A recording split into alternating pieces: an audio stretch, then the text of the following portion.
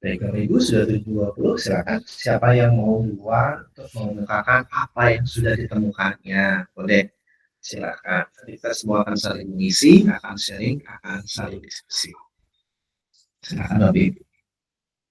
Ada yang mau menjadi volunteer, menjadi mengawali pembahasan pada pagi hari ini tentang PDIA atau Problem Driven Iterative Adaptation. Bapak Ibu, kalau yang mau silakan.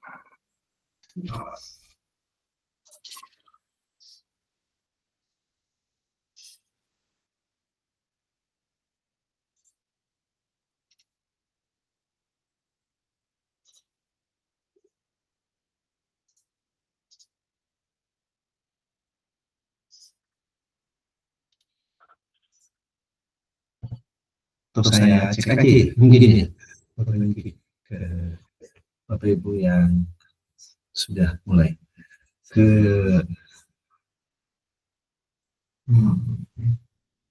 Pak Iwan sudah bergabung dengan koneksi kita semua. Pak Iwan. Ya siap, sudah.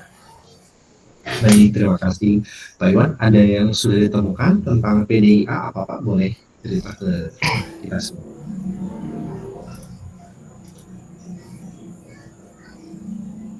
Baik, terima kasih. Ini saya mengawali berarti ini. Boleh, silakan. Karena kita sering mengisi Bapak. Baik, PDIA yang saya temukan dari pencarian saya itu adalah problem driven interactive adaptation gitu. Ini gagasan ini berasal dari kebijakan gagasan reformasi kebijakan publik ini dikembangkan oleh tim dari Harvard University dalam konteks manajemen pendidikan teknologi dan kejuruan. PDIA digunakan sebagai kerangka kerja untuk memahami dan mengatasi tantangan nyata di lapangan, khususnya dalam pengembangan kebijakan, kurikulum, dan strategi pembelajaran yang relevan dengan kebutuhan lokal atau industri.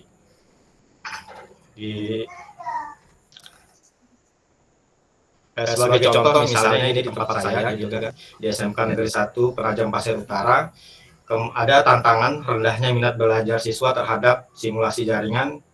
Nah, dengan menggunakan pendekatan PDIA ini, kita akan pertama mengidentifikasi akar masalahnya, misalnya kurangnya pemahaman dasar atau akses perangkat, kemudian mencoba mencari solusi, misalnya memberikan pelatihan guru, kemudian pengadaan perangkat simulasi, lalu mengevaluasi hasilnya. Kemudian menyesuaikan strategi berdasarkan umpan balik siswa dan guru. Mungkin seperti itu sedikit yang pemahaman saya melalui literatur yang sudah saya baca. Ya, siap. Terima kasih Pak Iwan. Nah, Jadi itu dari sharing Pak Iwan, sekarang saya izin untuk menegaskan barangkali ya, Ibu. Jadi ketika kita berbicara tentang PDIA dan sekarang di layar sudah muncul, harusnya sudah muncul PowerPoint saya. Seperti yang dikatakan Pak Iwan, singkatan dari PDIA itu kan Problem Driven Itinerary Education. Pendekatan manajemen perubahan yang fokusnya apa? Pemecahan masalah kompleks secara bertahap dan partisipasi. Juga tadi Pak Iwan sudah menjelaskan dan menerangkan kepada kita semua bahwa ini tuh asal muasalnya itu ada tim di Harvard yang melakukan penelitian tentang PDIA ini, Bapak Ibu. Jadi sekitar 3-4 orang, seingat saya itu sekitar tahun 2013, sekitar tahun 2013 itu menemukan konsep mengenai PDIA. Kata kunci dari PDIA ini Bapak Ibu kan terkait dengan manajemen perubahan ya, Bapak Ibu. Jadi seperti dikatakan tadi Pak Iwan bahwa oke, kita sedang cermati dulu nih apa nih kira-kira yang bermasalah. Yang menarik adalah yang ingin saya informasikan kepada Bapak Ibu, ini tuh awalnya itu skopnya kecil, Bapak Ibu. Jadi dilihat dulu nih apa nih alatnya kan kalau Pak Iwan misalnya dan selanjutnya. Tapi nanti semakin berkembang PDIA ini perubahan-perubahan yang dilakukannya itu dalam skop yang besar, Bapak Ibu. Jadi besar. Skopnya besar nih. Kalau Pak Iwan tadi sekolah di mana? Maaf, saya kalau pasti SMK mana? SMK Negeri 1 Penajam Pasir Utara. Oke. Dari SMK 1 Penajam Pasir Utara. Nanti ketika skopnya hanya di sekolahnya Pak Iwan, bisa jadi nanti itu tuh menyebar ke daerah yang lain. Nanti kan kalau kita mau bahas tentang konsep ini kita pahami dalam sekolah tersebut ada pemegang-pemegang kepentingan, ada stakeholder-stakeholder dari. Jadi stakeholder itu kalah nanti yang mendukung, wah ini jangan-jangan bukan cuma di SMKN 1 nih, jangan-jangan sekolah-sekolah sekitar yang sedekat juga ini memiliki sebuah tantangan yang sama. Makanya nanti konsepnya kan kalau awalnya PDI itu kan skopnya kecil ya, makanya dikatakan dalam definisi yang mungkin sudah Bapak Ibu temukan juga, itu permasalahannya secara bertahap dan partisipatif. Oke. Dan bisa jadi masalahnya kompleks. Nah, kita lanjutkan di sini. Oke, kita masuk ke definisi tadi ya, Pak Iwan sudah menjelaskan definisi. Menariknya Bapak Ibu dikatakan bahwa Bapak Ibu menemukan PDIA itu kerangka kerja yang anti blueprint disebutkan. Oke, coba saya stop dulu. Ada yang sama tidak menemukan definisi dari PDIA itu anti blueprint? Ada Bapak Ibu yang menemukan tadi dari definisi? Di sini kita mulai bedah dari definisi dulu. Silakan. Ada boleh cerita saya? Ada yang awalnya bahwa PDIA itu anti blueprint? Ada dari siapa Pak Yuru, Bu Diani, Bu Sriani, Pak Yusuf, Bu Iren, Pak Indra, Pak Ivi, Bu Elis, Pak Mas Mui, Pak Agung, Bu Lela, Pak Sudarto, ya Bu Iren sama menemukan atau gimana? Silakan boleh. Di saya tadi ada menemukan bahwa salah satu definisi PDIA itu adalah pendekatan belajar yang sambil melakukan atau learning by doing, yang dirancang untuk mengatasi masalah yang kompleks dan tidak terstruktur. Mungkin yang dimaksud itu anti blueprint itu, kalau blueprint itu biasanya kita ada perencanaan panjang lama, sudah ada apa istilahnya ya, ada perencanaan lah istilahnya soal seperti itu. Tapi mungkin kalau yang PDIA itu learning by doing, jadi mungkin kalau misalkan nanti seperti ini akan melakukan perubahan seperti ini. Jadi lebih ke arah pendekatan yang rencananya bisa jadi akan berubah-ubah sesuai dengan situasi kondisi. Mungkin seperti itu. Baik, terima kasih persepsinya Bu Iren. Bapak Ibu yang lain ada yang tentang anti blueprint ini? Silakan Pak Mas Mui.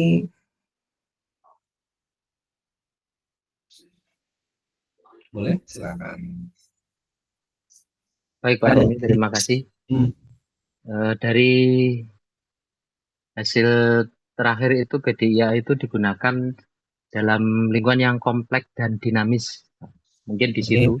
Karena dia sifatnya adalah fleksibel dan mencari solusi yang paling efektif. Berarti dia gimana ya? Ya betul seperti Bu Iren tadi, perubahan berdasarkan sambil jalan gitu Pak. Karena dinamis dan juga fleksibel. Mungkin dari situ. Pak. Terima kasih Pak Mas Boni. Kita lanjut ya Bapak Ibu. Saya senang sekali mengisi seperti ini. Nah, kita ke konsep yang tadi saya kemukakan terkait PDIA. Jadi sudah muncul lagi layar saya. PDIA adalah kerangka kerja anti blueprint. Nah, sekarang saya tegaskan dan konsep anti blueprint ini. Jadi Bapak Ibu, awalnya orang-orang itu, terutama di awal sekitar 2013 ini ya, kalau memecahkan masalah, itu tuh menggunakan pendekatan dari negara lain, blueprint dari negara lain. Contoh misal, dunia pendidikan ya, Bapak Ibu ya, misal, semoga analogi ini bisa diterima sesuai dengan maksud saya anti blueprint. Orang-orang kan biasanya membanggakan pendidikan dari Finlandia. Kalau pernah dengar obrolan ini di pendidikan, untuk tiru tuh pendidikan dari Finlandia di Indonesia, misalnya gaji pendidiknya tinggi dan sebagainya. Tapi apakah blueprint itu bisa dengan mudah gitu diterapkan di Indonesia? Kan gitu. Kan jawabannya pasti Bapak Ibu sepakat bahwa tidak semudah itu untuk harus copy paste yang dari Finlandia datang ke Indonesia. Makanya diksi dalam definisi ini dikatakan ada kerangka kerja anti blueprint. Maksudnya apa? Bukan sekedar bisa copy solusi dari negara-negara lain Bapak Ibu, tapi itu perlu dipetakan dulu situasi yang ada di kondisi sekolah Bapak Ibu atau bahkan negara lah ya dalam hal ini Bapak Ibu. Makanya dikatakan di sini bertujuan untuk apa? Memecahkan masalah sama yang tadi ada dari Pak Mas Muni, dari Iren, betul sepakat memecahkan masalah pembangunan yang spesifik, lokal, Bapak Ibu ya, spesifik dan lokal, juga fungsional. Jadi nanti ketika PDIA itu kita sumber daya lokal, apa yang bisa lakukan? Ya oke, kita perhatikan pendekatan ini mengakui untuk masalah keras kepala, ibaratnya gitu, problem itu terjemahkannya seperti demikian. Solusi itu tidak bisa atau tidak dapat diimpor, tapi digunakan melalui adaptasi lokal. Caranya bagaimana? Dengan PDIA ini ada 3 yang dikatakan. Iteratif, berulang dan bertahap.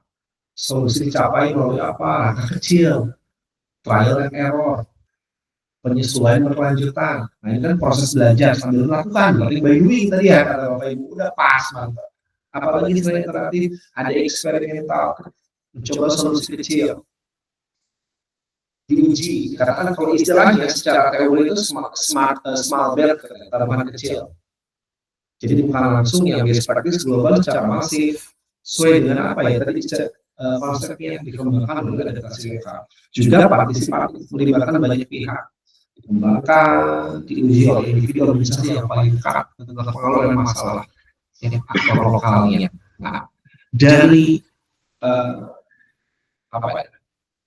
komponen-komponen itu Bapak Ibu, ada komponen iteratif yang berulang, ada komponennya eksperimental, mencoba solusi kecil, juga partisipatif, melibatkan banyak pihak. Saya ingin ada sharingnya dari Bapak Ibu di sekolah masing-masing barangkali ya. Coba saya ke Pak Hairul, boleh Pak Hairul cerita ke kita semua Bapak, bagaimana sih di sekolah Bapak barangkali terkait konsep yang iteratifnya gimana, ada yang melakukan hal kecil, eksperimental, partisipatif, silakan Pak Hairul. Pak, terima kasih atas kesempatannya. Yang pernah itu mengenai perubahan untuk pelaksanaan itu penilaian akhir semester itu. Sebelumnya kan hanya sebelumnya itu menggunakan soal-soal yang multiple choice atau uraian seperti itu. Jadi jawabannya sudah ditentukan. Nah sekarang itu pelaksanaannya awalnya ya ada perubahan untuk penilaian secara proyek besar dan awalnya hanya beberapa awalnya satu mapel itu membuat proyek yang akan dikerjakan siswa berkelompok di awal, kemudian di semester berikutnya dicoba untuk berkolaborasi. Nah secara contoh di sekolah lain itu belum ada yang seperti itu. Jadi konsepnya masih mencari-cari dan langsung diuji cobakan. Dan sampai sekarang bisa terlaksana hingga kolaborasi penilaian itu tidak hanya 2-3 mapel, tapi bisa lebih banyak. Jadi yang awalnya siswa itu mengerjakan banyak sekali ujian-ujian di masing-masing mapel, mereka bisa mengerjakan satu proyek besar dan bisa dinilai di beberapa mata pelajaran. Itu berapa kali dalam sampai fix bisa diterapkan, berulang, bertahap, atau bagaimana Pak Heru? Bertahap. Awalnya mulai dari penerapan kurikulum merdeka. Jadi di awal-awal itu di semester pertama sudah langsung memulai perubahannya dari tes tulis pilihan ganda uraian seperti itu, kemudian dirubah langsung ke proyek, ujian proyek. Kemudian semester berikutnya itu mencoba kolaborasi dan seterusnya kolaborasi sampai sekarang. Kolaborasinya berarti siapa aja para pihak yang terlibatnya Pak Heru? Antar mapel, misal saya di produktif DKV nanti menggandeng mapel bahasa Indonesia, bahasa Inggris, IPAS, proyek IPAS. Nah itu nanti satu proyek misal membuat poster, nanti produktif berarti secara teknis untuk pembuatan poster, kemudian bahasa Indonesia, bahasa Inggris nanti mereka tes untuk menceritakan prosesnya ya dengan bahasa Indonesia bagaimana untuk prosesnya, bahasa Inggris nanti tentu menggunakan bahasa Inggris. Kemudian IPAS itu menentukan tema, misal konservasi energi atau konservasi air gitu. Pihak di luar sekolah ada yang dilibatkan kah Pak Heru? Belum. Kemarin mau dilibatkan itu tapi di proyek yang berbeda dan bukan di penilaian akhir semester. Baik, terima kasih Pak Heru, luar biasa. Jadi itu ya Bapak Ibu di sekolah maaf. SMKN 2 Magetan. Magetan ya, SMKN 2 Magetan. Nah, Bapak Ibu di sekolahnya SMKN 2 Magetan Pak Heru ini, itu dia sisi iteratifnya ada, berulang, bertahap. Pak Heru tadi bilang juga ada eksperimen dilakukan, mencoba di situ, ada solusi kecil. Juga partisipatif ya. Awalnya kan ya pasti dari internal juga banyak pihak yang terlibat dan kedepannya juga akan dilakukan pihak-pihak yang di luar lagi. Ya, itu dia berulang bertahap ya. Aman ya, memang demikian kan ada proses di sana. Kalau Bu Sri boleh sharing Bu, di sekolahnya bagaimana Bu?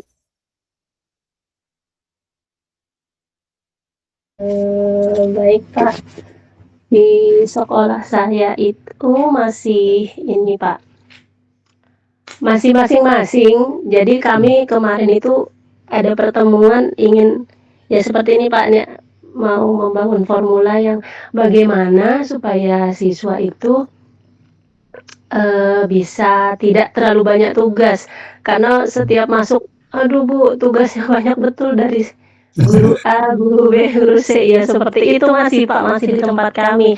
Karena kami belum mendapatkan formula untuk itu, tapi kemarin itu sudah dibicarakan sama kurikulum. Gimana gitu, karena kan banyak juga guru-guru yang protes gitu, kok gimana sih ini supaya kita anak-anak ini tidak terbebani sekali dengan tugas-tugas iya Pak. Jadi kami seperti yang tadi disebutkan, seperti saya kan ngajar komputer akuntansi Pak, jadi menggandeng dengan guru ini bahasa Inggrisnya kan, di situ ada bahasa Inggris, kemudian guru akuntansinya sendiri, kemudian dengan seperti guru kejuruan di skripsinya gitu kan, itu menggabungkan beberapa mata pelajaran gitu Pak. Jadi bisa digabung gitu. Nanti kita ambil penilaian di situ bersama. Kemarin kami masih berdiskusi itu Pak, seminggu yang lalu. Oh, masih hangat ya? Masih hangat Pak, diperbincangkan itu. Jadi kami belum melaksanakan, kami baru proses Pak, baru proses ke situ. Mungkin ada beberapa guru mungkin Pak Iwan mungkin sudah melaksanakan. Untuk di kami kemarin saya baru mencoba dengan guru bahasa Inggris saja Pak, karena kan materi yang ada di komputer akuntansi itu kan rata-rata menggunakan bahasa Inggris, jadi kami bertemu gitu dengan guru bahasa Inggris, coba dong bagaimana ini cara membacanya, pengucapannya gitu. Terus dihafalkan juga, memang harus hafal gitu nama-nama rekeningnya gitu kan. Jadi alhamdulillah dengan guru bahasa Inggris Bu Melma itu dibantu saya mengenalkan rekening-rekening, nama-nama rekening yang dengan menggunakan bahasa Inggris tadi itu Pak. Baru dengan guru tersebut Pak Ya. saya berkolaborasinya. Nggih. Terima kasih Bu Melma. Iya, Bu Melma. Nggih. Terima kasih Bu Bapak. Sriani. Ya. Nggih, siapa? Silakan Pak Iwan menambahkan. Baik, terima kasih. Mungkin kalau itu dari segi kegiatan penilaian asesmen mungkin ya. Jadi untuk saat ini Pak, di sekolah kami ini mungkin hal yang berbeda dari yang di Bu Sriani sebutkan tadi. Ya. Jadi asesmen di tempat kami itu sebelumnya untuk penilaian akhir sekolah atau ujian tengah semester itu kan kita sudah meninggalkan paper walaupun sebagian teman-teman masih ada yang menggunakan paper gitu, tapi sudah hampir 90% sudah tidak menggunakan paper. Nah, tapi tidak terstruktur secara organisasi. Jadi masing-masing guru itu memiliki cara yang berbeda. Misalnya ada yang menggunakan quizzes, kemudian ada yang menggunakan Google Form, kemudian macam-macam. Nah, itu masing-masing. Jadi perubahan pertama itu dari paper ke digital, itu perubahan pertama. Jadi tapi masing-masing guru punya cara masing-masing untuk melakukan asesmen tersebut. Nah, mungkin sekitar 1 atau 2 semester ini sekarang sudah mulai bersama. Jadi di tempat kami ada namanya tim ID dari guru informatika, itu mereka mendesain bagaimana ujian ini agar bisa dilakukan serentak bersama-sama menggunakan aplikasi yang sama begitu. Kendala di tempat kami sebenarnya salah satunya adalah di jaringan. Jadi pada saat kita menggunakan jaringan ujian online itu kendalanya di jaringan. Jadi ada yang bisa akses, kemudian kelas itu yang jauh itu kadang nggak dapat sinyal itu anak-anak gitu kan. Jadi kesulitannya kalau untuk online itu di situ. Jadi untuk saat ini diteslah, diuji coba, awalnya itu hanya beberapa kelas melakukan ujian semi online. Jadi anak-anak tersebut malamnya di rumah masing-masing download soal, besoknya itu cukup membuka tinggal gurunya memberikan password begitu ya, soalnya kemudian sudah terbuka walaupun dalam kondisi online. Nah, untuk saat ini sudah mulai diterapkan seperti itu. Jadi seperti itu. Jadi dan akhirnya sekarang hampir satu sekolah itu sudah menggunakan media tersebut. Nah, mungkin itu juga termasuk dari segi perubahan ya, khususnya untuk di asesmen. Mungkin seperti itu saya ingin kalau di tempat kami, Pak. Baik, terima kasih Bapak sudah melengkapi dari Bu Sriani. Ya, pasti juga. Silakan Bu Elis. Silakan Bu Elis, tambahkan. Oke, terima kasih Bapak. Bisa dengar nih Pak? Bisa Ibu. Ya. Ini saya akan sharing tentang apa yang saya pelajari tadi tentang PDIA terkait dengan yang kami lakukan di sekolah, yaitu pembelajaran project based learning yang kami terapkan pada kegiatan fashion show, di mana dari PDIA ini mendasari dari prinsipnya yaitu program driven ini, jadi berawal dari masalah yang dihadapi sekolah. Jadi siswa itu kesulitan menghubungkan teori dengan praktek di industri mode. Jadi berangkat dari situ kami mulai mencari apa sih permasalahannya yang nantinya sesuai dengan kurikulum yang relevan saat ini. Kemudian dari masalah tersebut kita mencari sebuah solusi yang secara tidak langsung ya, tapi diuji terus. Kita mulai, mungkin dengan melakukan fashion show di sekolah, kemudian anak-anak mulai memahami apa makna dari fashion show, mulai dari perencanaan sampai hingga akhirnya mereka mempresentasikan dalam sebuah event show. Nah, dari sinilah anak-anak mulai merencanakan, kemudian melaksanakan, mengevaluasi, memperbaiki, kemudian diulang kembali sampai akhirnya pada saat ini kami sudah sering diundang untuk di beberapa event fashion show baik tingkat nasional maupun internasional. Kemudian dari proses evaluasi ini tadi, maka hasil pembelajaran baik dari guru maupun dari siswa kami. Kemudian pada prinsip PDIA yang ketiga yaitu adaptif, yaitu menyesuaikan dengan konteks lokal, di mana dari permasalahan tersebut kita kembali lagi kita sesuaikan dengan kondisi yang ada di sekolah, baik dari budaya di sekolah, kemudian dari sumber daya yang ada, kemudian karakteristik siswa kami, bagaimana kami memberdayakan sumber daya lokal, baik itu berupa materialnya, kainnya, kita bekerja sama dengan industri lokal pengrajin batik, pengrajin ekoprint. Nah, itu kita berkolaborasi yang nantinya mengacu pada prinsip PDIA yang keempat, yaitu active learning dan kolaborasi, yaitu melibatkan peran serta guru, siswa, sekolah, kemudian industri sebagai mitra kami untuk berkoordinasi terkait dengan konsep-konsep fashion show, kemudian masyarakat yang di sini juga kami bekerjasama dengan industri lokal untuk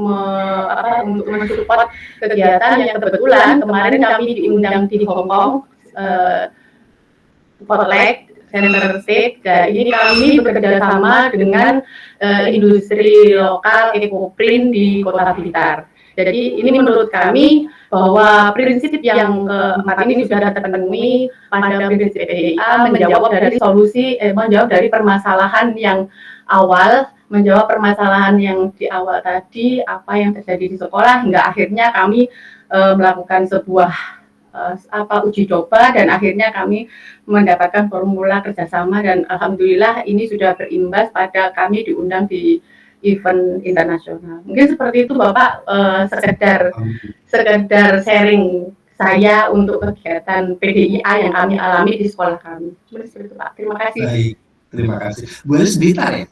Iya Pak. Kalau Bu Sriani di mana dengan Pak Iwan? Sama Blitar atau beda? Izin, kami dari Penajam Pasir Utara Pak, dari Kaltim. Oh iya, Penajam tadi. Oh iya, maaf. Oke ya, terima kasih. PPU Pak, PPU. Terima kasih ya.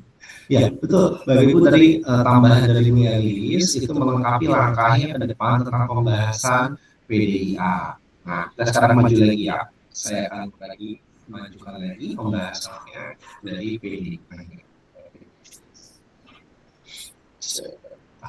Nah, sudah muncul harus di layar Bapak Ibu. Jadi kita mundur sedikit ya dari yang tadi kalau Bu Elis sudah ini kita dari 4 PDIA, kita sedikit latar belakang dulu sekarang.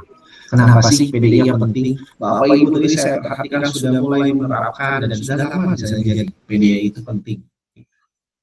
Pentingannya ini hati-hati, ada kultur, ada budaya-budaya yang mempertahankan untuk apa? Untuk copy paste saya katakan. Copy paste masalah maksud saya solusi yang dari luar tadi, sehingga apa PDIA ini ada tawaran jalur untuk membentuk apa kapasitas internal dan daya adaptif institusi. Nanti dilihat juga Bapak Ibu mengatakan lihat dulu nih sumbernya lokalnya. Kenapa PDIA menjadi penting untuk manajemen perubahan ini? Ya dinamika industri kan cepat ya perubahannya cepat. Saya yakin juga tadi ketika yang biasa kertas sudah berkurang nih katanya Bapak Ibu menjadi paperless 90%, ya pasti karena itu kan kita menjadi perubahan yang lebih cepat terutama ketika COVID tempoh hari kan dari ini terkait dengan copy paste tidak cocokkan solusi global belum tentu kan sesuai dengan konteksnya. Fokus pada kapasitas internal ya untuk mengetahui bagaimana kondisi dari sekolah masing-masing itu mengetahuinya seperti apa. Nah ini tadi yang 4 tahapan tadi barangkali yang salah tidak tahan dari BNS tadi Bapak Ibu. Saya bacakan ya. Proses PDIA itu dilaksanakan secara siklus memastikan apa? Pembelajaran sesuai dengan kelanjutan. Ini panduan praktis mengatasi masalah kualitas lulusan di PTK. Nah, sebelum nanti ke sini ya, kita sharing dulu ke Bapak Ibu. Jadi pertanyaan diskusinya adalah, kalau biasanya di sekolah di kampus itu kan ada tracer study ya Bapak Ibu, atau ini gimana sih penyerapan dari alumni ya, sudah sejauh apa yang bisa dievaluasi, kan demikian ya. Saya coba minta pendapatnya ke Pak Yusuf, boleh cerita Pak di sekolahnya gimana tentang tracer study-nya, alumni sesuai dengan industri, atau mungkin evaluasi, boleh Pak Yusuf cerita ke kita semua. Baik Pak Romi, terima kasih. Kalau untuk di sekolah kami itu tracer study itu yang melakukan pihak BKK Pak. Kemarin saya sempat melihat datanya, kebanyakan. Pas banget tuh, baru kemarin ya. Iya, kemarin saya lihat. Soalnya saya mau itu Pak, rencana untuk judul tesis itu penerapan manajemen bengkel di sekolah. Jadi nanti kalau manajemen itu diterapkan, outputnya itu sesuai tidak sama yang ada di industri. Jadi nanti saya mau membandingkan ke sekolah yang akreditasinya mungkin bisa negeri atau swasta gitu. Kalau untuk tracer study, saya tanya ke petugas BKK, itu banyak siswa itu yang mengisinya itu asal-asalan. Jadi validasi data yang real itu saya kira nggak ada. Terus kadang ada siswa yang sudah bekerja, itu untuk mengisi link data bekerja di mana dan sebagainya, itu ya kadang kita kesulitannya di situ. Lalu ya untuk kesesuaian kerja sesuai bidang jurusan itu kebanyakan ya tidak sesuai jurusan asalnya.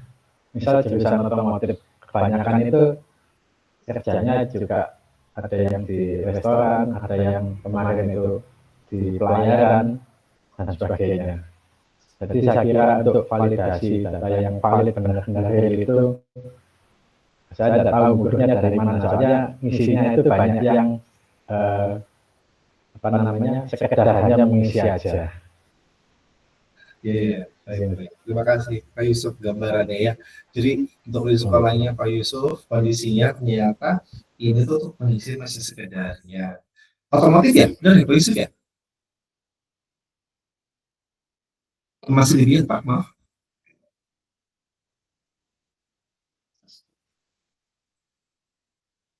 Benar ya, otomotif Pak Yusuf. Kalau sekolahnya itu apa? Pak Yusuf jurusannya otomotif, betul? Betul Bapak Ibu ya? Saya lupa Pak Yusuf. Betul lebihan ya? Oh iya, baik.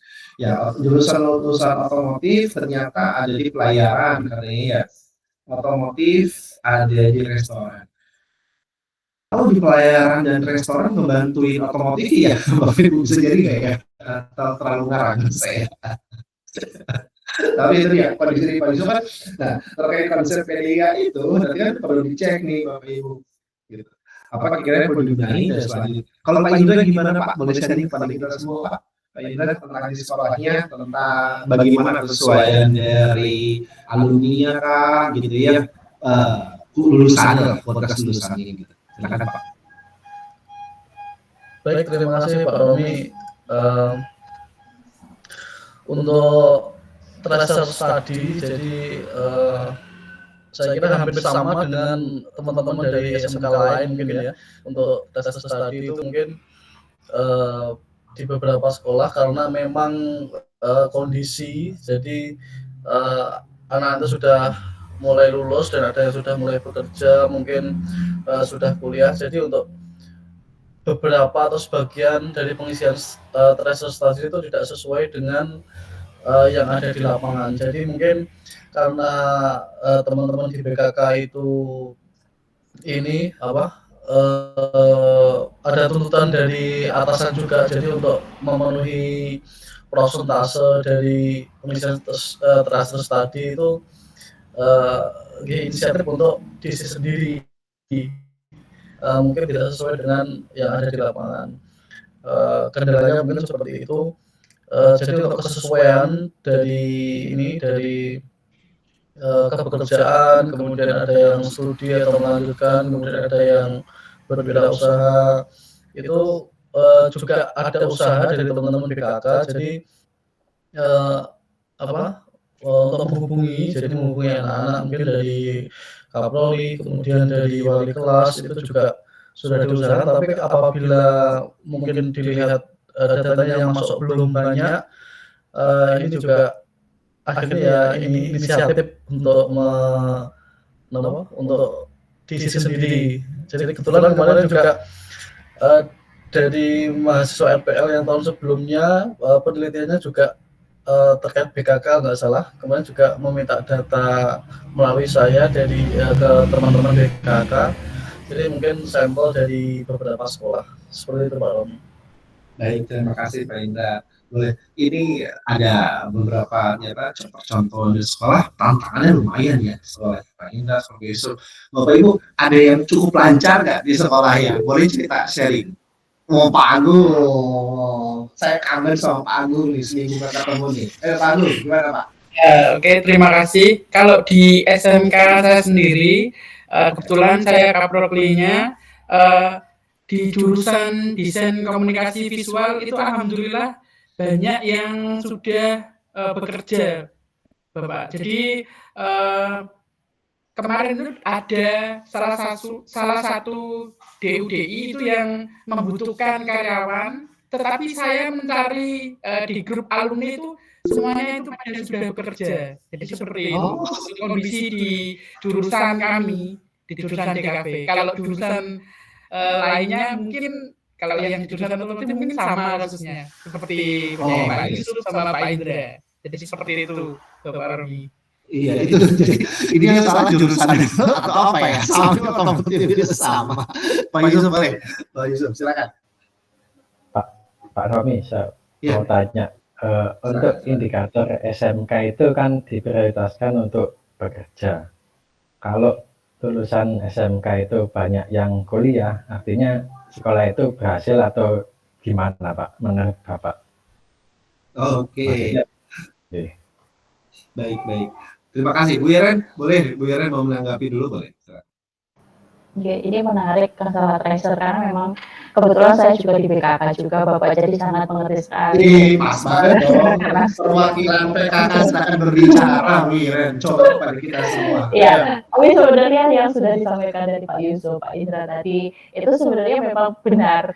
Jadi tuntutan dari PKK memang kami harus istilahnya mendekati 100% untuk pengisian tracer. Sedangkan di sekolah kami sendiri itu untuk alumni itu satu angkatan aja 800. Itu sepertinya sangat mustahil gitu kan untuk langsung semua dalam waktu beberapa bulan untuk menyelesaikan 100%. Misalkan seperti itu atau mendekati lah misalnya gitu. Akhirnya yang terjadi ya itu tadi data itu tidak valid. Kemarin kita sudah coba dengan cara pendekatan kepada sama ke Komli, kemudian wali kelas. Kami hanya bisa menghubungi alumni itu kurang lebih hanya 45%. Itu yang benar-benar data real. Dan itu pun kami juga belum bisa memastikan mereka itu benar-benar mengisinya asal atau enggak. Karena memang kalau untuk tracer study di sekolah kami itu ada dua macam. Tracer study untuk yang dari internal sekolah, ada yang memang dari kementerian itu. Yang dari kementerian itu isinya banyak, Pak. Jadi rata-rata mereka itu malas untuk mengisi, begitu. Dan kalau yang saya melihat data yang 45%, yang saya melihat memang data real mereka mengisi secara langsung, itu perbandingan antara bekerja sama kuliah itu hampir sama di sekolah kami ya Bapak ya, hampir sama. Mungkin ini juga menanggapi yang Pak Yusuf tadi bilang. Padahal kan di SMK itu sebenarnya kita kan lebih bekerja, tapi ternyata di fenomena untuk saat ini itu walaupun kami tahu sih kalau SMK itu kan BMW ya, bekerja, melanjutkan dan berwirausaha, tapi ternyata memang realitanya sekarang ini anak-anak itu cenderungnya tidak hanya bekerja saja, tapi ke arah juga ke kuliah, seperti itu Bapak. Kalau untuk selaras atau tidak selaras atau sesuai dengan jurusan atau tidak, di yang internal aja ya, misalkan di jurusan saya itu mungkin yang sesuai dengan memang rata-rata bekerja atau kuliah, jarang yang misalnya tidak bekerja. Tapi kalaupun yang bekerja itu yang sesuai dengan bidang itu mungkin hanya 40 sampai 50%. Sisanya itu yang tidak sesuai, dan rata-rata yang paling banyak itu ke arahnya adalah F&B. Karena mungkin yang lebih gampang ya, terus retail yang itu seperti itu, yang lebih istilahnya cepat lah, istilahnya seperti itu. Jadi kalau yang sesuai dengan bidang hubungannya, misalkan di saya kan jurusannya TKJ ya, di jaringan, itu mungkin hanya 40% itu, sekitar segituan aja. Mungkin itu yang bisa saya sharingkan. Terima kasih Pak Romi. Baik, terima kasih banyak perwakilan dari PKK. Ibu Irwe. Bu Elis, boleh dong tambahkan Bu? Menarik. Iya Bapak, ini single sharing deh Pak. Ini karena tracer study itu salah satu poin untuk penilaian rapot pendidikan. Jadi memang di sekolah kami ini sangat dipush sekali Pak. Jadi hampir ketika tracer study kemarin diluncurkan itu wali kelas yang tahun lalu, karena kebetulan tracer study ini adalah lulusan tahun 2024 yang kemarin ini kita minta data itu kan yang lulus di tahun 2024. Nah, itu wali kelas yang mengajar, wali kelas yang di tahun 2024 itu seperti diteror Pak. Jadi ketika ada siswanya yang belum mengisi, itu wali kelas harus menghubungi sampai data itu 100%. Jadi memang ini seperti wali kelas dapat tugas yang sangat berat karena siswa kami dipaksa untuk mencari siswa nomor HP-nya sampai anak itu mengisi, bahkan jika belum mengisi kita harus datang ke rumahnya. Jadi seperti ya Allah, ini tugas apa lagi? Kemarin tracer study memang karena di sekolah kami memang mentargetkan tracer study itu mendapatkan nilai yang bagus untuk mendongkrak poin-poin yang lainnya. Jadi seperti itu. Kemudian untuk persentase, memang kalau di jurusan saya sendiri memang persentase untuk yang kuliah itu memang mungkin hanya 30-40%, nggak sampai 40%, karena memang kami memang mendidik anak-anak itu untuk siap bekerja. Dan alhamdulillah seperti yang tadi Pak Agung informasikan, mencari siswa itu seperti kayaknya kok kita nggak welcome ke Dudi gitu ya Pak ya. Padahal kita sudah Dudi meminta tolong untuk mencarikan tenaga kerja. Kita sudah berupaya untuk mencarikan tenaga kerja alumni kami. Namun alumni kami ternyata banyak yang sudah bekerja. Nah, seperti itu. Kemudian kendala lain yang ketika tracer study itu dilaksanakan di tahun 1 tahun, ketika anak itu pada masa transisi, di mana mereka mencari pekerjaan. Jadi ketika di 2 tahun 3 tahun yang lalu lagi kita cross check, itu mereka sudah pekerjaannya sudah nggak sama dengan ketika tracer study. Jadi datanya sudah seperti loh, kamu dulu kayaknya kerja di sini, enggak sekarang kerja di sini. Nah, ini yang akhirnya loh, kok beda yang menjadikan tracer study menjadi agak ribet itu ketika di 2-3 tahun anak-anak sudah mulai bekerja yang seandainya di 2-3 tahun itu mulai tracer study digunakan, anak-anak sudah tenang di posisinya. Kalau di 1 tahun itu mereka kadang masih ada yang mencari-cari, asal coba-coba kerja. Jadi datanya yang dikatakan tadi tidak 100% valid, ya mungkin seperti itu ya Bu Iren ya. Mungkin seperti itu pengalaman kami di sekolah Pak terkait dengan tracer study. Terima kasih. Saya tuh senang dengar Bu Elis bicara tuh berapi-api kayak orasi gitu. Ya, terutama tadi tugas apa lagi ini selesai. Maaf Bu ya, tadi saya ketawa aduh sampai keluar air mata Bu. Lucu banget. Bapak Mas Mui, silakan Pak. Pak Mui silakan. Baik, terima kasih Pak Romi atas waktunya. Ini saya juga menambahi yang di Bu Iren sama Bu Elis. Kebetulan kan saya juga pernah di 2 sekolah, jadi waktu kemarin salah satu teman saya yang di BKK bilang itu utang saya sudah lunas karena tracingnya 100% gitu. Jadi sampai dianggap kayak nagih hutang Bu. Jadi karena itu di sekolah yang tempat saya tempatnya juga demikian. Sampai buat itu tadi betul dari Bu Iren, yang dari ke pusat itu kan terlalu banyak yang diisi. Anak-anak mungkin malas, akhirnya bikin itu Pak Google Form. Wis Bu, tanya dia ke sekolah di kerja di mana, gaji berapa, jurusannya apa dulu. Udah itu aja ini. Yang selebihnya mau diisi itu tadi. Selebihnya mau diisi sendiri sama tim PKK. Ya, mungkin kalau 100%-nya ya 100% karena tuntutan dari atasan. Tapi kalau data valid dan seterusnya itu ya kelengkapan yang intinya dicukupkan gitu Pak. Mungkin seperti itu. Baik, terima kasih. Senang sekali saya ikhlas ya. Baik. Nah, kita lanjut ya pertanyaan Pak Yusuf ya. Sebelum saya jawab, mulai dari Bapak Ibu dulu. Pak Yusuf tadi bertanya, ini gimana nih kalau lulusan SMK Bapak Ibu tapi bukan bekerja tapi kuliah katanya. Silakan tanggapannya Bapak Ibu bagaimana? Nanti saya jawab tapi dari terakhir Bapak Ibu dulu. Silakan. Ada yang mau berpendapat dulu, boleh? Ya, Pak Indra, silakan. Pak Indra. Kalau setahu saya Pak ya, untuk di SMK itu memang ada slogan BMW Pak ya. Jadi bekerja, melanjutkan, kemudian wirausaha.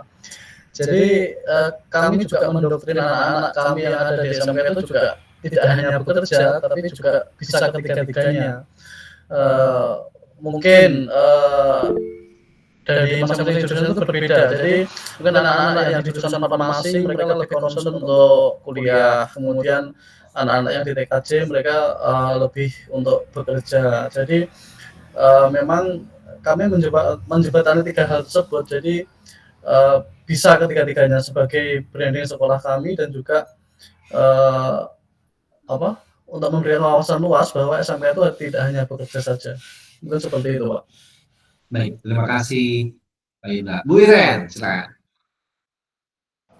Iya sama, saya tadi juga sempat menyatakan bahwa di SMK itu kita memang sama, brandingnya sekarang itu kan tidak hanya bekerja, tapi memang BMW itu tadi.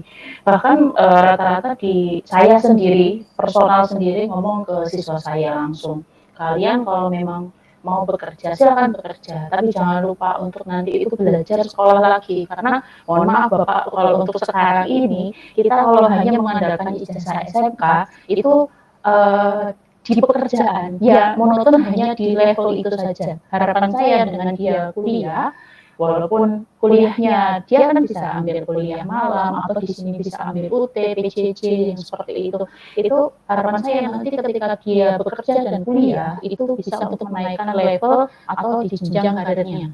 Saya sendiri mengatakan itu ke siswa-siswa saya karena eman-eman, apalagi kalau siswa yang memang mampu. Walaupun misalkan sekarang tidak ada secara kemampuan finansial pun sekarang itu kan banyak beasiswa misalkan KIP dan lain sebagainya yang bisa diambil itu Bapak. Tapi ya itu tadi fenomenanya memang malah sekarang itu malah ke arah memang kuliah seperti itu. Baik, terima kasih Bu ya. Bu Elis silakan, Bu Elis. Ya Bapak, ini pendapat yang merujuk pada opini dari seorang ya gitu ya. Dulu ketika ada seseorang, ada kepala sekolah di Jawa Tengah yang dengan bangganya, beliau adalah kepala sekolah SMK, saat itu kepala sekolah SMK dengan bangganya, wah saya sudah berhasil, anak-anak murid kami itu bisa kuliah, gitu. Kemudian dari Prof. Mustafirin, almarhum Bapak Mustafirin, akhirnya memberikan statement bahwa kalau SMK semuanya kuliah, ganti aja jadi SMA, gitu. Jadi ini pendapat saya, jadi ketika sebuah SMK, jika mayoritas siswanya itu kuliah, jadi tidak ada bedanya dengan SMA. Mungkin seperti itu Bapak, itu saya opini dari seorang rekan. Okay? Terima kasih. Terima kasih Bu Elis. Pak Yusuf silakan, gimana? Halo. Halo, Ya. silakan. Ya. Jadi kalau SMK kan diciptakan untuk katanya sekarang menuju ke vokasi. Kalau apa namanya, dulu slogannya SMK bisa bekerja atau kuliah. Jadi kalau indikatornya banyak yang kuliah itu bisa dikatakan atau apa namanya, kasarannya kan menunda apa namanya, menunda pengangguran itu Pak ya, atau apa namanya, menunda pekerjaan. Jadi kalau sudah disiapi bekal untuk skill yang mumpuni, ya apa namanya, maksudnya kan diciptakan untuk langsung bekerja. Jadi kalau banyak yang kuliah itu apa Pak, apa namanya, dikatakan berhasil atau bagaimana itu. Baik. Oke, sekarang giliran saya. Ya. Masih ada silakan Pak Agung, boleh Pak Agung. Pak Agung dulu silakan Pak Agung kalau mau. Boleh Pak. Oke, baik. Terima kasih. Saya sependapat dengan Pak Indra, Bu Iren, Bu Elis, bahwasanya SMK itu juga ada slogannya BME itu bekerja, berusaha,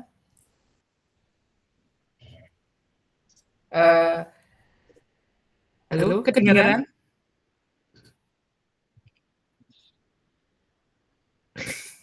Oh iya.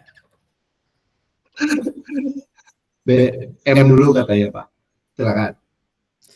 Bekerja, kuliah sama wirausaha, intinya seperti itu. Jadi bukan cuma SMK saja sekarang yang punya keterampilan. Sekarang SMA juga apa namanya?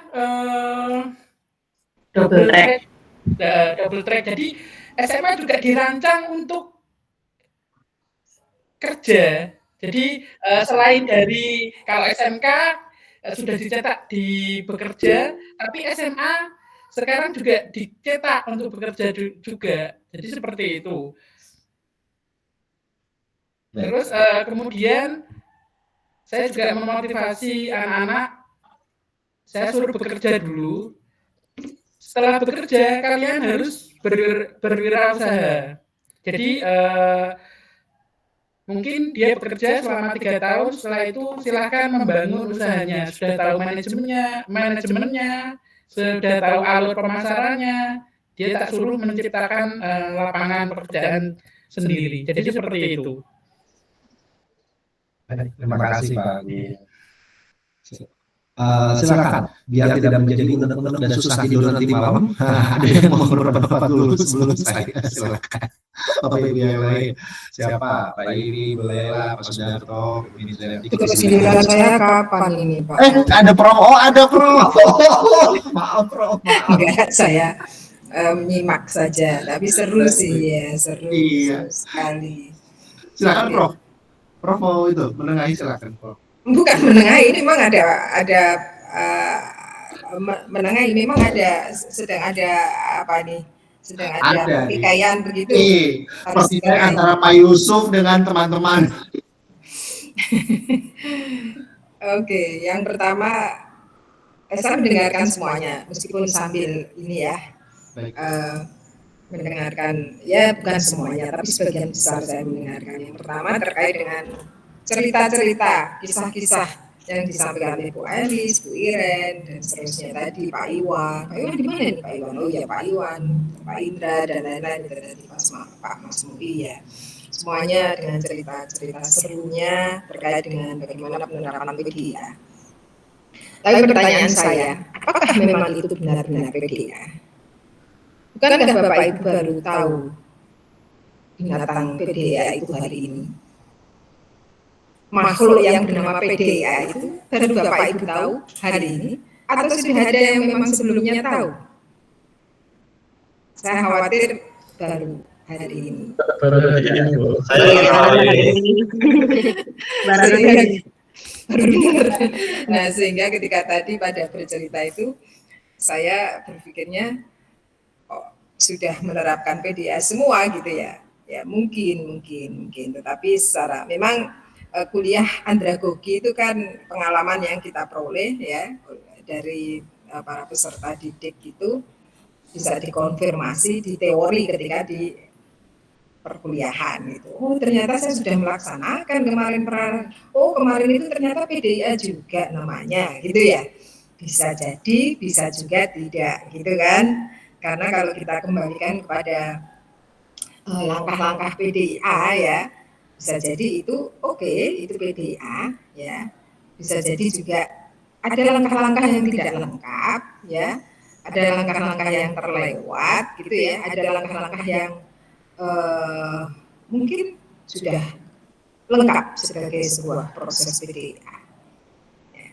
Tapi itu kan sudah lewat gitu ya. Nah, coba direkonstruksi lagi gitu. Semua pengalaman Bapak Ibu itu ya direkonstruksi lagi dengan langkah-langkah yang disesuaikan dengan langkah PDA gitu ya. Saya coba untuk ini boleh ya. Saya coba untuk share screen boleh ya Pak? Silakan dengan senang hati. Iya, langkah. Iya. Langkah-langkah yang dijelaskan oleh Pak Romi tadi, saya kira sudah sangat jelas gitu ya. Nah,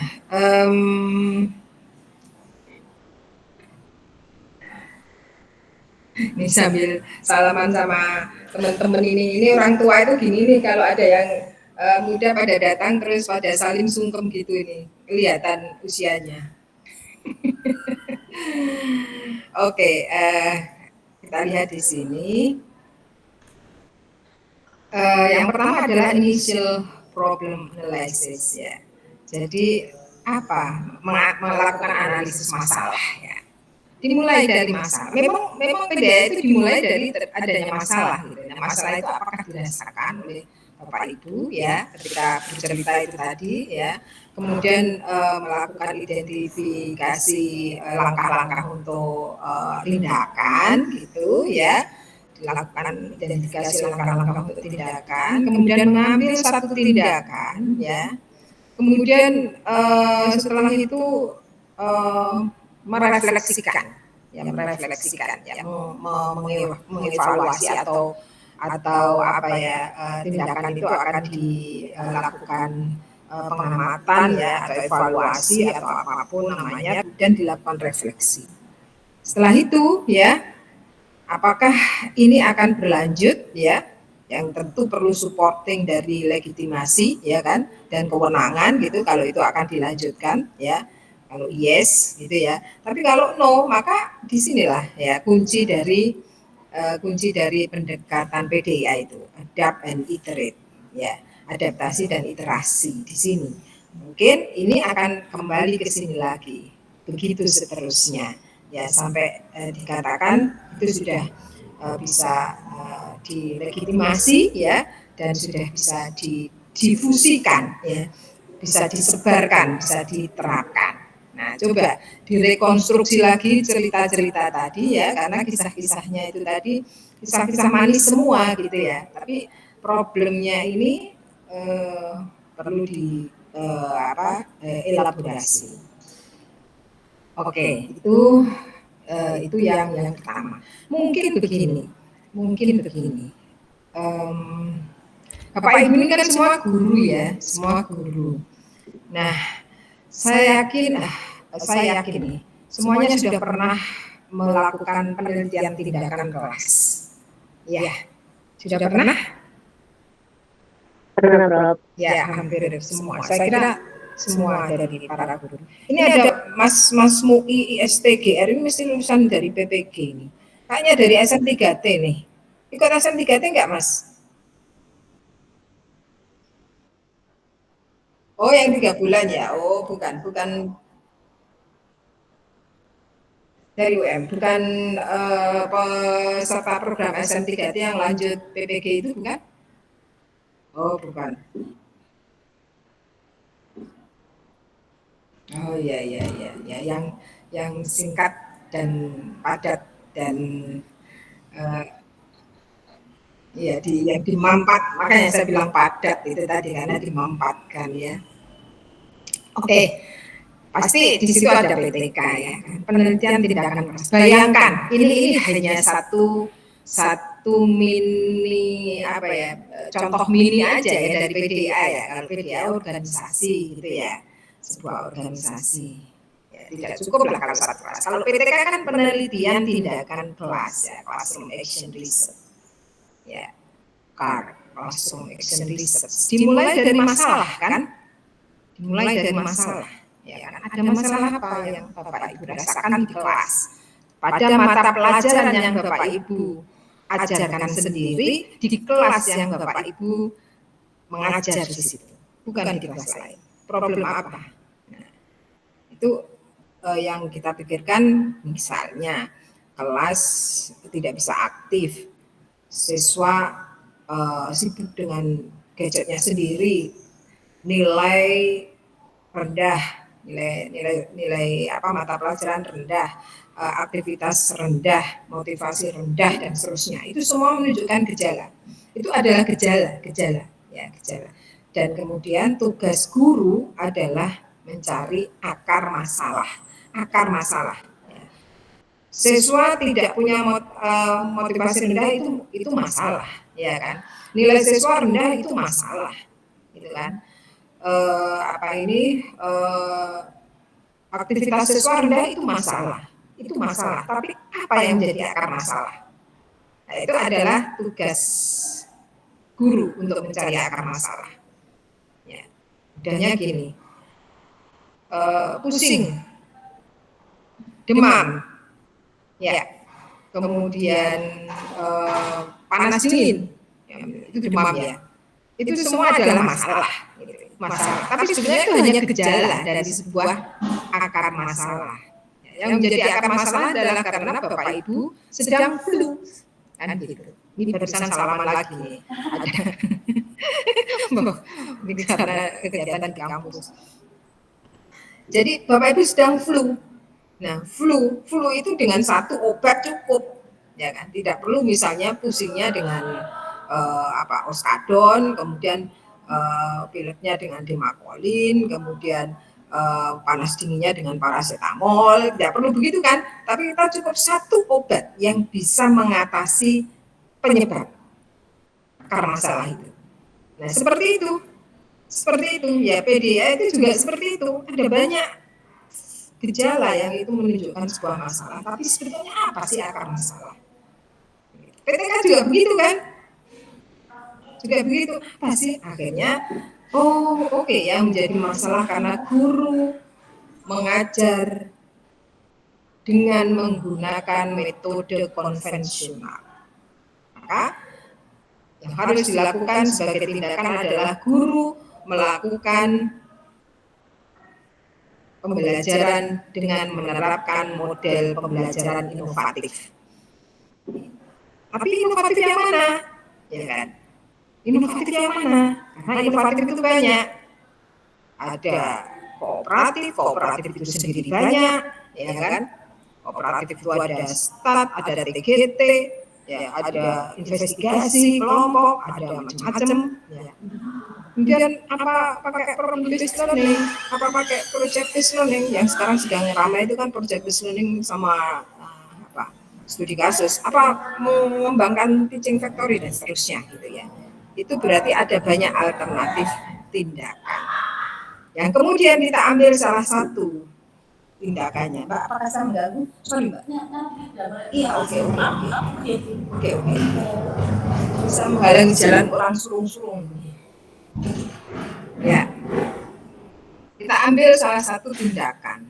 Ya. Kemudian karena ini PTK, maka yang dibuat adalah rencana perbaikan pembelajaran. RPP kan yang kita buat, ya kan? Tapi bukan rencana pelaksanaan pembelajaran, tetapi rencana perbaikan pembelajaran. Kan gitu. Kita gunakan misalnya problem based learning. Oke, kita buat rancangannya, ya kan? Kalau sekarang bahasa RPP itu namanya modul ajar, betul ya Pak? Iya, modul ajar. Di situ kita tuangkan langkah-langkahnya dan indikator ketercapaiannya pada siklus 1. Itu kan. Mungkin indikator ketercapaiannya adalah skor nilai. Ya, skor nilai atau nilai ya kan. Kemudian persentase aktivitas siswa. Ya, mungkin respon siswa ya setelah pembelajaran. Nah, itu 3. Mungkin 3 itu indikatornya. Kita tetapkan. Misalnya 75% siswa mencapai nilai 80. Kemudian yang kedua, persentase partisipasi siswa atau peserta didik ya. Murid ya, sekarang disebutnya murid ya. Ya, balik lagi murid loh sekarang ini ya. Persentase partisipasi murid 75%. Ya. Kemudian respon murid 75% baik. Nah, itu misalnya kita tetapkan indikator ketercapaian di setiap siklus. Dan kita laksanakanlah ya, melaksanakan. Nah, ya, sama seperti manajemen pada umumnya, merencanakan, melaksanakan. Nah, kita melaksanakan itu kan tidak hanya mengajar, tapi sambil mengamati. Makanya di dalam PTK kan ada pelaksanaan dan observasi, ya kan, implementasi dan observasi. Apa yang diobservasi? Aktivitas siswa, ya kan. Kemudian setelah pembelajaran kita juga melihat respon siswa, gitu kan, memberikan satu mungkin angket begitu ya untuk melihat respon siswa. Nah, sampai kemudian kita menilai siswa, menilai dari pekerjaan siswa apakah sudah mencapai target, indikator-indikator itu. Kalau belum, maka kita harus melangkah ke siklus kedua. Kita ulang lagi, kan begitu. Tapi dengan pokok bahasanya yang lain, ya kan. Pokok bahasanya nggak boleh sama karena nanti bias ya semuanya. Seperti itu sampai akhirnya mungkin siklus 3, siklus 4 baru kemudian kita tahu bahwa problem based learning ini efektif untuk meningkatkan proses maupun hasil belajar siswa. Nah, ini contoh kecil ya untuk PDIA, tapi pada level kelas. Ya. Semua dimulai dari hal yang sama, ya, analisis masalah dan mencari akar masalah. Di PDIA ada yang namanya adaptasi dan iterasi. Nah, kalau di PTK itu dalam bentuk pengulangan siklus 1, siklus 2, itu sebenarnya juga ya ada proses adaptasi dan iterasi. Contoh, ada level kelas. Oke, itu yang pertama yang saya ingin sampaikan ya, Pak Romi ya. Dan yang kedua yang saya disuruh menengahi tadi ya Pak Romi ya. Antara bekerja, lulusan SMK bekerja ini gimana nih katanya masalah bukan? Sebetulnya SMK itu kan tidak hanya disiapkan untuk bekerja. Ya memang kalau dilihat dari pengembangan skillnya gitu ya, SMK itu namanya vocational life skill gitu kan ya. Tapi kalau untuk yang siswa SMA kan academic life skill gitu ya kan, lebih ke pengembangan akademisnya untuk siswa, untuk murid SMA, untuk SMK lebih kepada skill vokasinya, vocationalnya, kejuruannya. Tapi dua-duanya ya, SMK pun diberi bekal untuk atau disiapkan untuk bisa melanjutkan ke pendidikan yang lebih tinggi. Ya. Kemudian SMA pun diberikan bekal untuk bisa bekerja. Kalau sekarang memang jelas ada program yang namanya double track, ya kan, yang itu diterapkan di banyak sekolah di Jawa Timur. Karena ini kan kebijakan Pemprov ya. Tidak di seluruh Indonesia kan, ini kan kebijakan pemerintah provinsi masing-masing ya. Di Indonesia ada di Jawa Timur ada banyak yang sudah menyelenggarakan double track ya, menyediakan siswa SMA untuk bisa memperoleh keterampilan supaya ketika nanti dia lulus dan akan langsung bekerja, mereka sudah punya bekal juga gitu. Nah, itu sehingga tidak ada masalah ya, outcome kan, ini tadi yang dipersoalkan kan outcome ya. Kalau misalnya siswa lulus, oke, lulus itu output, tapi setelah itu ya murid SMK itu banyak yang melanjutkan ke perguruan tinggi, ya tidak masalah karena memang dia disiapkan untuk itu. Kemudian kalau ternyata mereka langsung bekerja, apalagi kalau pekerjaannya itu sesuai dan dibayar sesuai gitu ya, karena kan itu menjadi satu indikator juga. Nah, itu outcome-nya bagus. Kalau misalnya siswa SMA dia langsung melanjutkan perguruan tinggi, iya, memang itu yang disiapkan. Tapi kalau kemudian mereka juga bekerja, tidak apa-apa. Itu outcome yang bisa diakui juga. Gitu. Tapi problemnya begini, ya, masalah SMK itu banyak sekali. Kalau kita jujur gitu ya, masalah yang terjadi di berbagai jenjang pendidikan mulai SD, SMP, SMA, SMK dan perguruan tinggi yang paling banyak itu di SMK. Mulai dari input, ya enggak, proses, output, outcome, itu yang paling banyak problem itu di SMK. Input, tidak semua siswa atau murid SMK itu ya masuk karena itu menjadi pilihan, tidak. Ya, mereka masuk ke SMK itu banyak yang karena keterpaksaan. Ya, mungkin karena orang tua yang mendorong dengan berbagai pertimbangan dan seterusnya. Ya, itu dari sisi itu. Belum lagi dari sisi status sosial ekonomi murid. Ya. Kemudian dari sisi dukungan baik dukungan keluarga, ya, dan mungkin juga dukungan ya sekolah sendiri, karena kemudian proses banyak sampai saat ini, ya kan, SMK itu yang tetap dia SMK, ya, terutama di daerah-daerah yang tertinggal, ya, ini tidak di kota-kota, ya, SMK misalnya membuka program komputer, tapi bahkan listrik di situ nggak ada. SMK misalnya perkapalan, tapi nggak punya kapal. SMK, ya akhirnya terjadilah yang namanya teknik sastra. Ya. Itu masih ada dan itu fenomena udah puluhan tahun yang lalu dan sampai sekarang pun masih ada.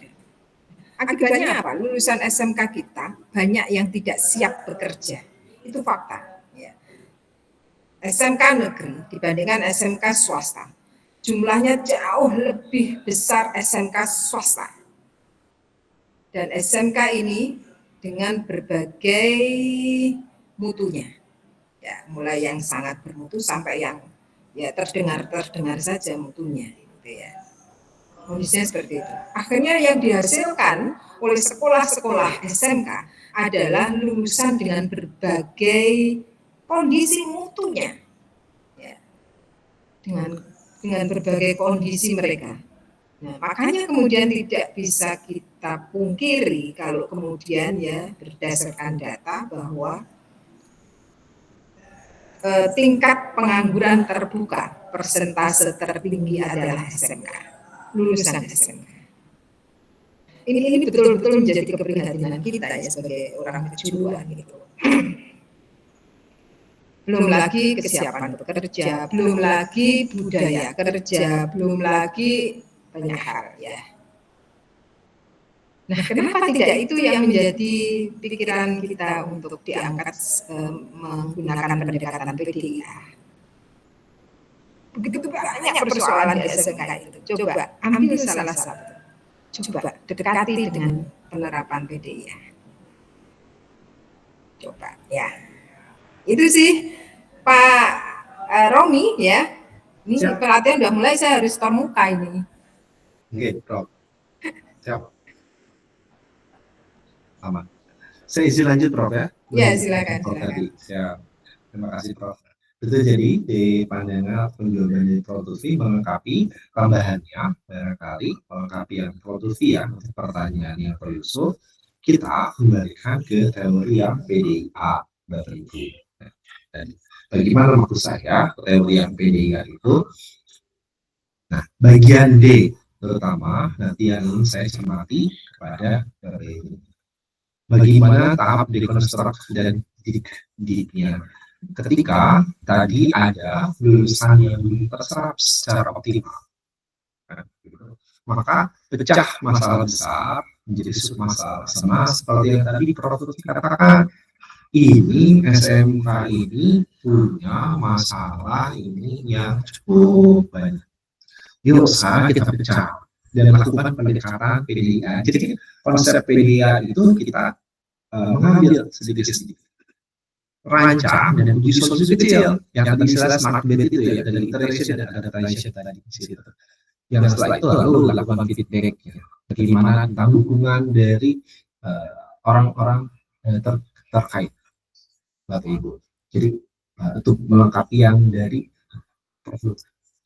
terlepas dari PDIA, Bapak Ibu, ada yang pernah baca buku Atomic Habit, Bapak Ibu, di sini?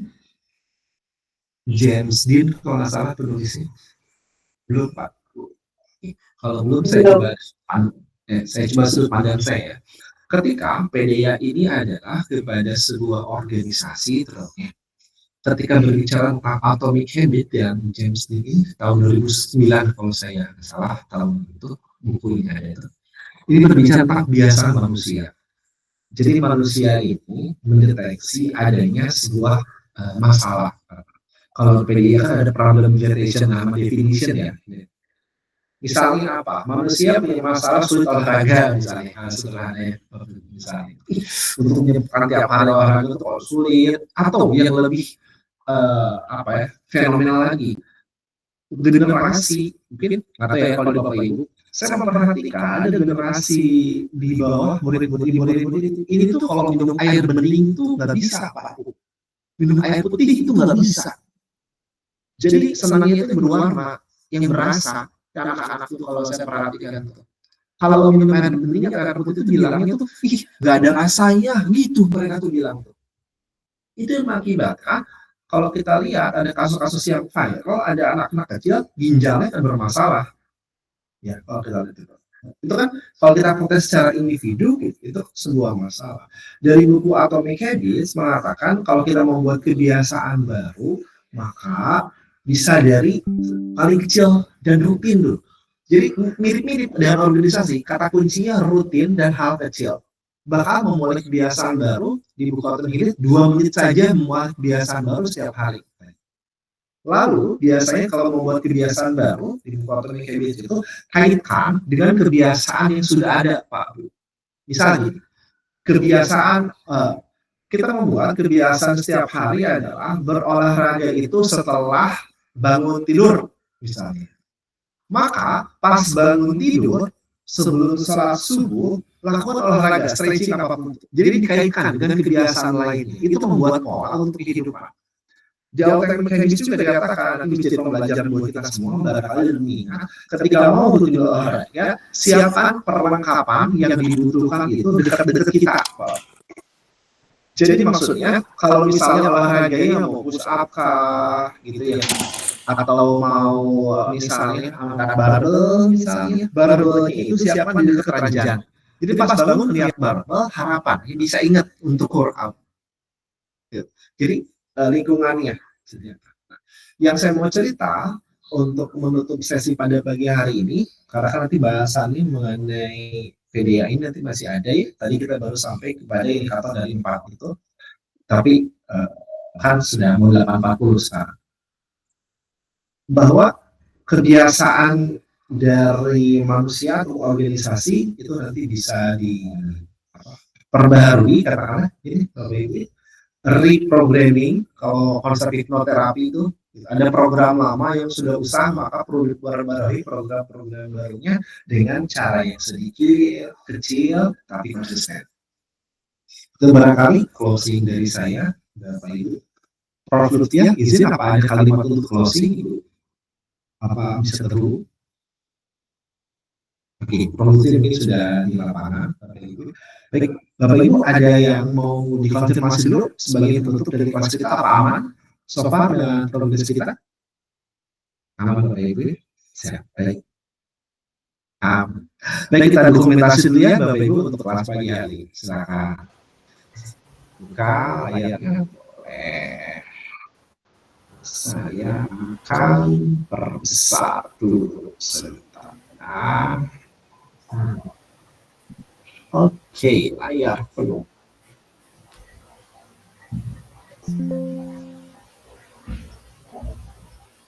Bu Sriani, apakah berkenan on cam? Bu Ira, Bu Laila, biar kelihatan. Bu Ira, Bu Sriani. Bu Sriani malah keluar. Bu Ira, ada? Oh, Bu Ira. Baik. Nah, sebentar. Nah, Bu Sriani ada. Silakan Bu. Bu Iren, mana Bu Iren? Foto Bu. Nah, ya, kita foto ya. Bu Iren tampaknya sedang di luar. Oke, kita hitung. Bu Sriani agak atasan mukanya Ibu. itu jidatnya aja yang kelihatan atau ibu kan di atas. Boleh mukanya biar kelihatan Bu Mustiani wajahnya. Oke siap, kita lihat layar ya, hitungan ketiga, 1, 2, 3. Baik, terima kasih ya Bapak Ibu atas pagi hari ini. Mohon maaf lahir batin. Selamat pagi. Wassalamualaikum warahmatullahi wabarakatuh. Silakan. Waalaikumsalam warahmatullahi wabarakatuh. Ya. Terima kasih Bapak Rami. Dengan senang Terima kasih. hati.